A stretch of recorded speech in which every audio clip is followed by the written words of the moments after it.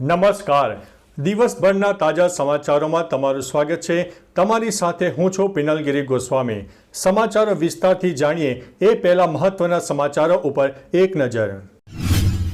નમસ્કાર મિત્રો આજે તારીખ 16 માર્ચ 2025 મહત્વની હેડલાઇન્સ ઉપર નજર નાખીએ તો વિમાનનું ટાયર હવામાં જ ગાયબ થઈ ગયું. ઘટના છે પાકિસ્તાનની. ત્યારે વાત થશે 3 દિવસ બાદ ગુમ અમીષાનો મળ્યો છે મૃતદેહ. આગળ વાત થશે યુદ્ધ વિરામ પ્રસ્તાવ પર પુતિનની મોટી પ્રતિક્રિયા સામે આવી છે. ત્યારે વાત થશે ટેરિફ વોર વચ્ચે નિકાસકારોને સરકારનું આશ્વાસન મળ્યું છે. આગળ વાત થશે BRTSનું વિતરણ બંધ, નવા કોરિડોર નહીં બને. ત્યારે વાત થશે હેલ્મેટ વિના વાહન ચલાવનારાઓ માટે મોટી ચેતવણી સામે આવી છે. આગળ વાત થશે રાજકોટમાં રાજ્યનું પ્રથમ ડોગ ફ્રેન્ડલી સેન્ટર બનવાનું છે. ત્યારે વાત થશે 1 વર્ષમાં ગેરકાયદેસર વિદેશ ગયેલા 15 લોકો પરત ફર્યા છે. આગળ વાત થશે આ ઉનાળે કેરીનો પાક ઓછો થવાની ધારણા છે. ત્યારે વાત થશે BCCI નોતા ફતેહી પર લાખો રૂપિયાનો વરસાદ કરશે. ત્યારે આગળ વાત થશે કેનેડાના વડાપ્રધાને શપથ લેતા જ ટ્રમ્પ ગરજ્યા છે. ત્યારે વાત થશે અમે બધા 214 બંધકોને મારી નાખ્યા છે. તેઓ પાકિસ્તાનથી સમાચાર સામે આવ્યા છે. ત્યારે વાત થશે સુનિતા વિલિયમ્સની પૃથ્વી પર પાછા ફરવાની આશા અત્યારે જીવંત દેખાઈ રહી છે. હવે મિત્રો સમાચારો વિસ્તારથી. ભારતીય મૂળના અમેરિકન અવકાશયાત્રી સુનિતા વિલિયમ્સ 4 દિવસ પછી એટલે કે 19 માર્ચે આંતરરાષ્ટ્રીય અવકાશ મથક એટલે કે ISS થી પૃથ્વી પર પાછા ફરશે. લાંબા અંતરાલ બાદ ઇલોન મસ્કની અવકાશ એજન્સી SpaceXના રોકેટ ફાલ્કન 9ને 14 માર્ચ શુક્રવારે ભારતીય સમય મુજબ સાંજે 4:30 વાગે લોન્ચ કરવામાં આવ્યો. આમાં ક્રૂ ડ્રેગન કેપ્સ્યુલ સાથે જોડાયેલ 4 સભ્યોની ટીમ ISS માટે રવાના થઈ છે. મિત્રો અન્ય મહત્વના સમાચારની વાત કરીએ તો અમે બધા 214 બંધકોને મારી નાખ્યા છે. બલુચિસ્તાન લિબરેશન આર્મી એટલે કે BLA દાવો કર્યો છે કે તેમણે બંધક બનાવેલા તમામ 214 પાકિસ્તાની સૈનિકોને મારી નાખ્યા છે.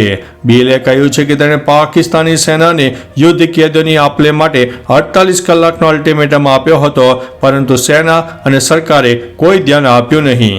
જાફર ટ્રેન હાઈજેકિંગમાં 31 લોકો માર્યા ગયા હતા, જેમાં 18 સૈનિકો, 3 રેલવે કર્મચારીઓ અને 5 નાગરિકોનો સમાવેશ થાય છે. મિત્રો અન્ય મહત્વના સમાચારની વાત કરીએ તો કેનેડાના વડાપ્રધાને શપથ લેતા જ ટ્રમ્પ ગરજ્યા છે. કેનેડાના વડાપ્રધાન તરીકે શપથ લેતાની સાથે જ માર્ક કાર્નીએ US રાષ્ટ્રપતિ ડોનાલ્ડ ટ્રમ્પની આકરી ટીકા કરી છે. તેમણે સ્પષ્ટ શબ્દોમાં કહ્યું છે કે કેનેડા ક્યારેય કોઈ પણ સ્વરૂપમાં અમેરિકાનો ભાગ નહીં બને. કાર્નીએ કહ્યું છે કે હવે તેઓ ડોનાલ્ડ ટ્રમ્પને ત્યારે જ મળશે જો તેઓ કેનેડાની સાર્વભૌમત્વનો આદર કરશે. મિત્રો અન્ય મહત્વના સમાચારની વાત કરીએ તો BCCI નોતા ફરેલી પર લાખો રૂપિયાનો વરસાદ કરશે. Bollywood star Nora Fatehi WPL 2025ની ફાઇનલ મેચ પહેલા તે હાઈ એનર્જી ડાન્સ પરફોર્મન્સથી દર્શકોનું મનોરંજન કરવા જઈ રહી છે. આ ફાઇનલ મેચ 15 માર્ચ શનિવારના રોજ મુંબઈના બ્રેબોર્ન સ્ટેડિયમ ખાતે રમવાનું આયોજન હતું, જ્યાં મુંબઈ ઇન્ડિયન્સ અને દિલ્હી કેપિટલ્સ વચ્ચે રોમાંચક મેચનું આયોજન હતું. નોરાના આકર્ષક નૃત્ય મૂવ્સ અને તેના લોકપ્રિય ગીતો આ ભવ્ય કાર્યક્રમમાં રજૂ કરવામાં આવ્યા હતા. મિત્રો અન્ય મહત્વના સમાચારની વાત કરીએ તો આ ઉનાળે કેરીનો પાક ઓછો થશે. દેશ વિદેશમાં ખ્યાતિ પામેલી વલસાડી હાફૂસ સહિતની કેરીનો પાક ગ્લોબલ વોર્મિંગ અને વાતાવરણમાં થતા ફેરફારને કારણે આ વર્ષે ઓછો થવાની દહેશત ખેડૂતોને દેખાઈ રહી છે. વૃક્ષ ઉપર શરૂઆતના તબક્કામાં મંજરી ફૂટ્યા બાદ ખેડૂતોએ વધુ પાક થવાની આશા સાથે સમયાંતરે જંતુનાશક દવાનો છંટકાવ કરવા છતાં જંતુના ઉપદ્રવને કારણે નુકસાનની ભીતિ સેવાઈ રહી છે. અસહ્ય ગરમીને કારણે વૃક્ષ પર કેરીનો પાક ઓછો થવાની ભીતિ પણ વ્યક્ત કરાઈ છે. મિત્રો અન્ય મહત્વના સમાચારની વાત કરીએ તો 1 વર્ષમાં ગેરકાયદેસર વિદેશ ગયેલા 15 લોકો પરત ફર્યા છે. 1 વર્ષમાં કુલ 15 જેટલા કેસ સામે આવ્યા છે, જેમાં બોગસ પાસપોર્ટના કેસ પણ નોંધાયા છે.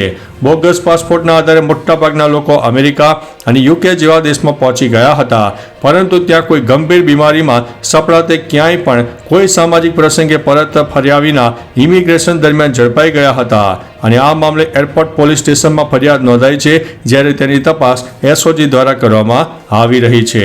મિત્રો અન્ય મહત્વના સમાચારની વાત કરીએ તો રાજકોટમાં રાજ્યનું પ્રથમ ડોગ ફ્રેન્ડલી સેન્ટર. રાજકોટમાં ખાસ ડોગ ફ્રેન્ડલી સેન્ટર ઊભું કરવામાં આવ્યું છે, જેમાં આક્રમક બનેલા શ્વાનો અને અન્ય શ્વાનોની સાથે માણસોના પ્રેમની હૂંફ આપીને શાંત કરવામાં આવે છે. અહીં બધા શ્વાનોને દૂધ, ભાત, પૌવા સહિતનો ખોરાક અપાય છે. તેમજ કોઈ પણ પ્રકારની ઈલાજની જરૂર હોય તો પશુઓના ડોક્ટર્સ દ્વારા પણ સારવાર આપવામાં આવે છે.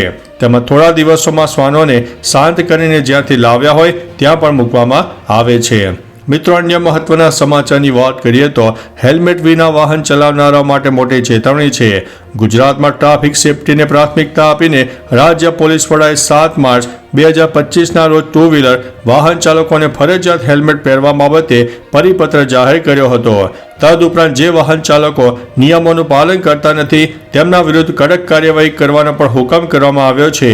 વડોદરા સહિત સમગ્ર રાજ્યમાં રાજ્ય પોલીસ વડાના આદેશ મુજબ સખત ચેકિંગ અભિયાન પણ ચાલી રહ્યું છે. મિત્રો અન્ય મહત્વના સમાચારની વાત કરીએ તો BRTSનું વિસ્તરણ બંધ, નવા કોરિડોર નહીં બને. 15 વર્ષ પહેલા શરૂ કરવામાં આવેલી આ બસ સેવાના કોરિડોર હવે બનાવવાના બંધ કરી દેવામાં આવ્યા છે. હવે મિક્સ ટ્રાફિકમાં જ બસો ચાલી રહી છે. આમ BRTS પ્રોજેક્ટનું વિસ્તરણ બંધ થઈ ગયું હોય તેવું સ્પષ્ટ જણાય છે. આ ઉપરાંત સુરત અને રાજકોટમાં પણ નવા કોરિડોર બનવાનું બંધ કરવામાં આવ્યું છે. બોપલ વિસ્તારમાં BRTS કોરિડોર બન્યા બાદ નવો કોરિડોર બનાવવામાં આવ્યો નથી. મિત્રો અન્ય મહત્વના સમાચારની વાત કરીએ તો ટેરિફ વોર વચ્ચે નિકાસકારોને સરકારનું આશ્વાસન. વાણિજ્ય મંત્રાલયે ગુરુવારે સ્થાનિક નિકાસકારો, ખાસ કરીને ચામડા અને કાપડ જેવા ક્ષેત્રોમાં ખાતરી આપી હતી કે US ટેરિફના ભય વચ્ચે તેમના હિતોનું રક્ષણ કરવામાં આવશે. ઉદ્યોગ સાથે સંકળાયેલા લોકોએ આ માહિતી આપી છે. વાણિજ્ય અને ઉદ્યોગ મંત્રી પિયુષ ગોયલની અધ્યક્ષતામાં યોજાયેલી ઓનલાઈન બેઠક દરમિયાન નિકાસ સંબંધિત મુદ્દાઓ પર ચર્ચા કરવામાં આવી હતી. મિત્રો અન્ય મહત્વના સમાચારની વાત કરીએ તો યુદ્ધ વિરામ પ્રસ્તાવ પર પુતિનની પ્રતિક્રિયા. રશિયાના રાષ્ટ્રપતિ પુતિને યુક્રેન અને રશિયા વચ્ચેની લડાઈને સમાપ્ત કરવાના ઉમદા મિશન માટે US રાષ્ટ્રપતિ ડોનાલ્ડ ટ્રમ્પ અને વડાપ્રધાન નરેન્દ્રભાઈ મોદી સહિત વિશ્વ નેતાઓનો આભાર માન્યો છે. પુતિને ગુરુવારે યુક્રેનના યુદ્ધ વિરામ પર પ્રસ્તાવ પર પહેલીવાર જાહેરમાં ટિપ્પણી કરતી વખતે આ વાત કહી હતી. પુતિને ગુરુવારે પુષ્ટિ આપી હતી કે રશિયા યુદ્ધ વિરામ પર ચર્ચા કરવા માટે તૈયાર છે, પરંતુ તેની શરતો સ્પષ્ટ હોવી જોઈએ. મિત્રો અન્ય મહત્વના સમાચારની વાત કરીએ તો 3 દિવસ બાદ ગુમ અમિત શાહનો મળ્યો છે મૃતદેહ. વડોદરા શહેરની બાયલીમાં રહેતી અને MS યુનિવર્સિટીના FY BComમાં અભ્યાસ કરતી અમિત શાહનો 3 દિવસ બાદ મૃતદેહ મળી આવ્યો હતો. વિદ્યાર્થીનીનો કેનાલમાંથી મૃતદેહ મળી આવ્યો છે. ભાઈ બહેન તેમજ બંનેવીની હત્યાની આશંકા વ્યક્ત કરીને તટસ્થ તપાસની માંગ કરી રહ્યા છે. આ બનાવની વધુ તપાસ પાદરા પોલીસે હાથ ધરી છે. વિદ્યાર્થીની ઇન્ટરનલ પરીક્ષા આપવા કોલેજ ગઈ હતી અને ત્યાંથી ગુમ થઈ હતી. મિત્રો અન્ય મહત્વના સમાચારની વાત કરીએ તો વિમાનનું ટાયર હવામાં જ ગાયબ થઈ ગયું. પાકિસ્તાનમાંથી દરરોજ વિચિત્ર ઘટનાઓ પ્રકાશમાં આવતી રહે છે. હવે પાકિસ્તાન ઇન્ટરનેશનલ એરલાઇન્સના વિમાનનું ટાયર ગાયબ થઈ ગયું છે. PIA એક અધિકારીએ જણાવ્યું હતું કે કરાચીથી લાહોર માટે ઉડાન ભરેલું અને એક વિમાન લાહોર એરપોર્ટ ઉપર ઉતરતી વખતે પાછળનું ટાયર ગાયબ થઈ ગયું હતું. સદનસીબે લેન્ડિંગ દરમિયાન કોઈ અનિચ્છનીય ઘટના બની ન હતી. હવે તપાસ કરવામાં આવી રહી છે કે વિમાનનું પૈડું અચાનક ક્યાં ગાયબ થઈ ગયું. તો ચાલો મિત્રો, ફરીથી દેશ અને દુનિયાના સુપરફાસ્ટ સમાચાર લઈને મળતા રહીશું. ત્યાં સુધી અમને રજા આપશો. નમસ્તે.